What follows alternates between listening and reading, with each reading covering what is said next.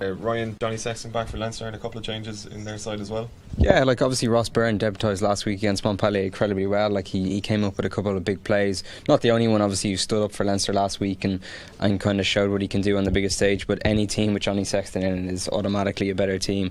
That's a huge boost for Leinster automatically. They haven't got a great record over in Glasgow. I think the last time they won over there was 2012. Again, the weather's meant to be quite poor for Glasgow tomorrow. So Dave Rennie, the Glasgow coach, has kind of said, I think he used the word arm wrestle. He's expecting an arm wrestle. So, that's an interesting one. I think they were very impressive last week, Leinster, against Montpellier. Obviously they're quite a young side, missing a lot of leaders in that group, but they came through, stood up. A huge physical test for them, and came away with the bonus points. It was a really encouraging start. This week is another test. The big games are coming thick and fast for them. But it'd be interesting to see how they go. Sexton's obviously a huge boost, but I think Nasewa just as much in midfield. Eddie was talking about the instability, I suppose, in Munster's midfield and backline. Leinster don't have the same extent of problems, but with Nasewa out and Noel Reid coming in to partner Henshaw in there, it makes that midfield channel very vulnerable for them. I think they had a few problems last week when Nasewa did go off injured. I think Noel Reid missed 6 tackles when he came on, and straight away I think Fran Stein got the ball, and they just ran straight through them. So that will be an area of concern, and I presume Glasgow, Dave Rennie, I was just speaking to him actually on the phone before we came on air.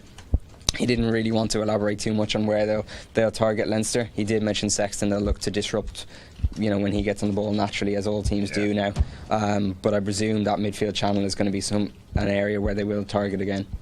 Yeah, Eddie, if the wet weather is to suit Munster, is an argument to be made that Leinster in Glasgow against a team like Glasgow might be slightly inhibited by bad conditions?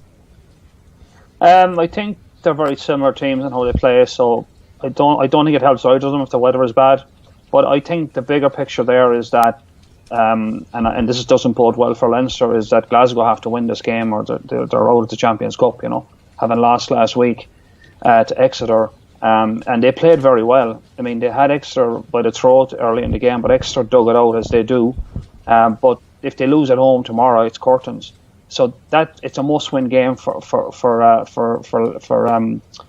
Glasgow. And I think Glasgow are back on track again this year. I think they had a lull year after they won, but I think now Rennie has really tightened things up again there.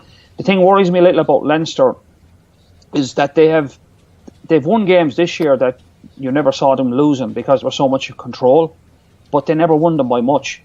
I actually thought I couldn't see them losing last Saturday for the first hour. I just thought they were head and shoulders above Montpellier. Montpellier just brought Neanderthal rugby to Dublin. They just had one-off runners, huge guys running at Leinster. Leinster were up for it.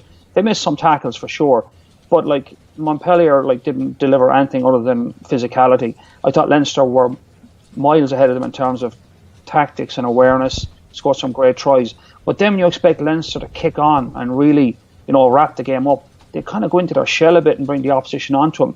It's the same against Munster. I think they never looked like losing to Munster, the Aviva Stadium. But at the end of the day, it was a one-score game. And you're going, how did that happen? And you'd like to see Leinster, when they get into those situations now, when they're at their foot in someone's throat, that they really kick on. And that's probably the biggest challenge for them. Now, if it's a tight game tomorrow, and they don't kick on, they could lose the game, and that's the worrying thing for me. You feel they're 90% to a huge performance, but they're not there yet, and they'll probably need a 100% performance tomorrow in Glasgow to win. If they do win in Glasgow tomorrow, I think it'll be a fantastic victory. I think it will be a really, really good victory for them because Glasgow are going to leave nothing in the tank tomorrow. They can't afford to, and that sets the agenda for tomorrow.